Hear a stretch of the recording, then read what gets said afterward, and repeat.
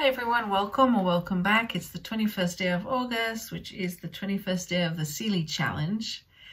I've had a really long, busy day, and I never feel that I've spent enough time with any book. I mean, one day is never enough. But in this case, I really feel that the little bit I can say about this book we'll never be able to summarize it properly. I've made another incredible discovery. Today I am talking about Sightlines by Arthur Z. I came across his name, funnily enough, because I read W.S. Merwin for the first time a few days ago. And that experience led me to looking up more information about the Merwin Conservancy, which is an organization that has been set up thanks to him and his wife. And it involves encouraging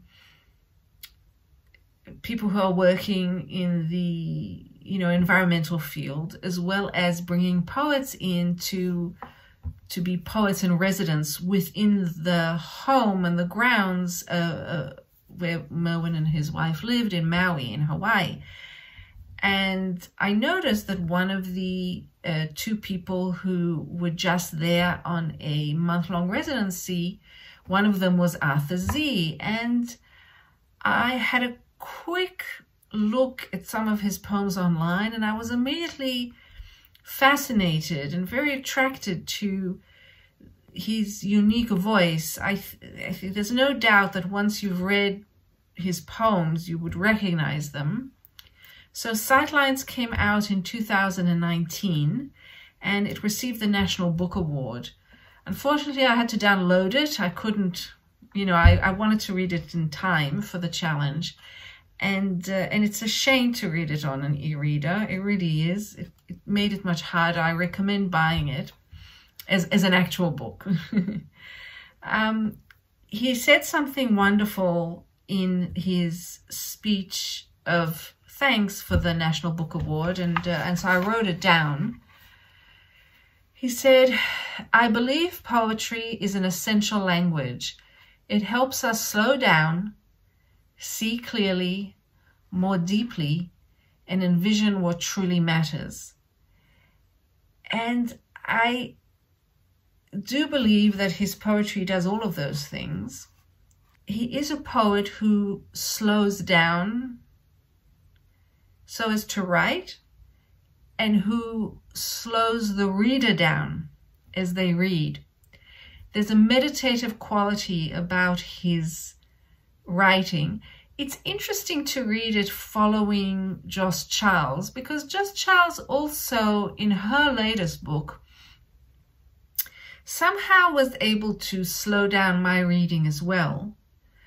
I would say if you're new to poetry and don't want anything too experimental, but you do want it to have some mystery and edge, and yet to have that ability to slow you down and a clarity, I would really recommend Sightlines. Arthur Z has been labeled, from what I can quickly tell from just looking quickly at a few reviews, he's been labeled as an eco-poet, and I suppose, you could think of him that way. But in a way, it's very limiting to use that label. He writes about environments that he has experienced, and I imagine he's traveled a lot, otherwise his imagination is superb. The first thing that hits you when you're reading Sightlines is that he will mention in the one poem several different environments that are obviously from different geographical locations. He lives in New Mexico at the moment, I believe, with his wife. And a lot of the references are about living in that part of the US. But he will jump to another part. He'll jump suddenly to Alaska in another season, or China, or South America. And sometimes you're not quite sure where you are. You might have a forest fire burning, and in the next line you'll have snow or ice. And it's a very powerful way that he combines all of these environments.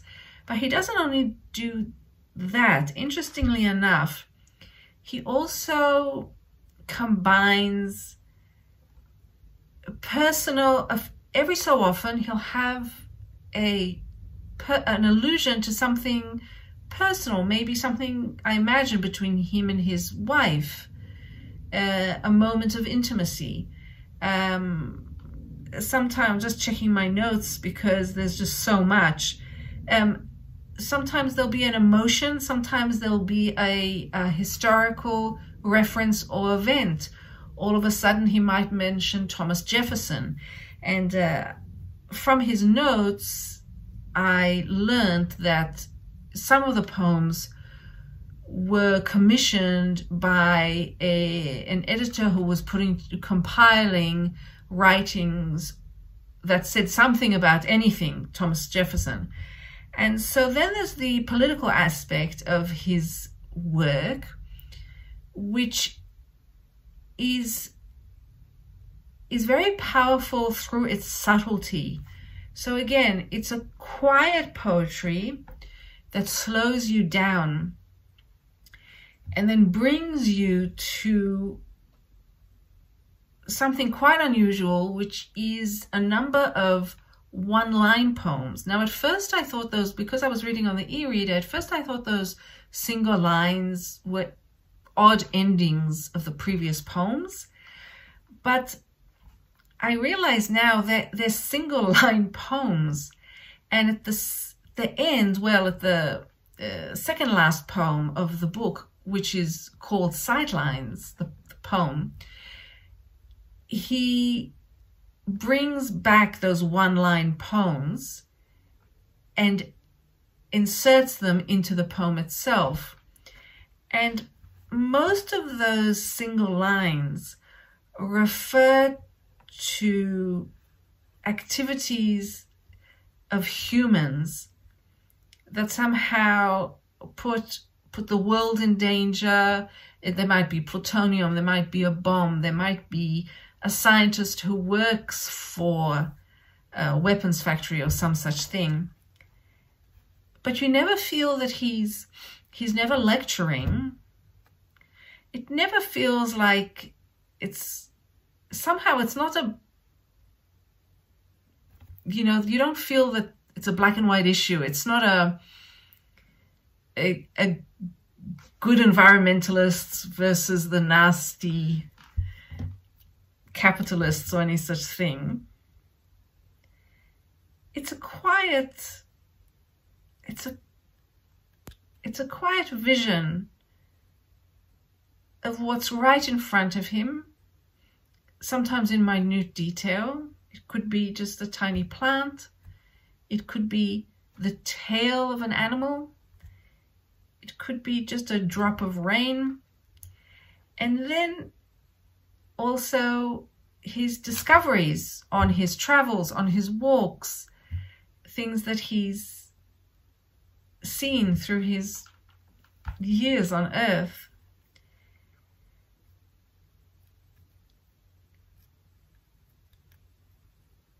I'm looking forward to going back and rereading this book. It hardly, the first reading I did of it today in a rush hardly puts a dent into what it can really offer me. And I think it can offer a lot of readers of many different backgrounds. This is the kind of book that you can pick up if you're, I think, a novice reader, and it will welcome you with its clarity. Now, I don't know if it's because he's an older poet or if he was, always like this, But the calm meditative nature of this particular book has really struck me, and has also shone a spotlight for me on what I've been experiencing with several of the younger poetry writers that I've been reading, you know, through the Seeley Challenge. And in comparison to his very, very careful meditative poetry, their writing, it's so loud and so busy and so frantic and frenetic. And there's a certain panic about it. There's a sense of such urgency in many of the younger poetry writers that I've been reading. And of course, it's a huge generalization. I realize that. But there's something extremely calming about coming to Arthur Z. And I really needed that. You know, I really needed that. And also, he writes in his own way, because that's how he writes.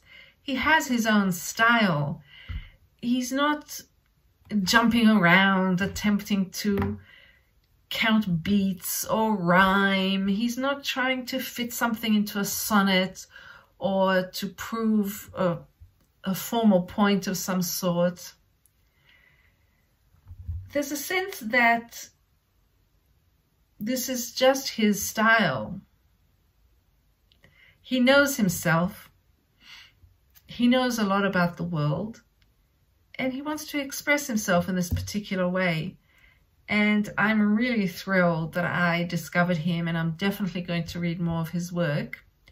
And I think it'll just get better the more I read it. So I don't know if you can tell, but I'm super tired, and it's a bit later than usual for me. So I'll leave it at that. Don't forget, the only real property is the property of the mind. And I'll see you tomorrow. Thank you. Bye-bye.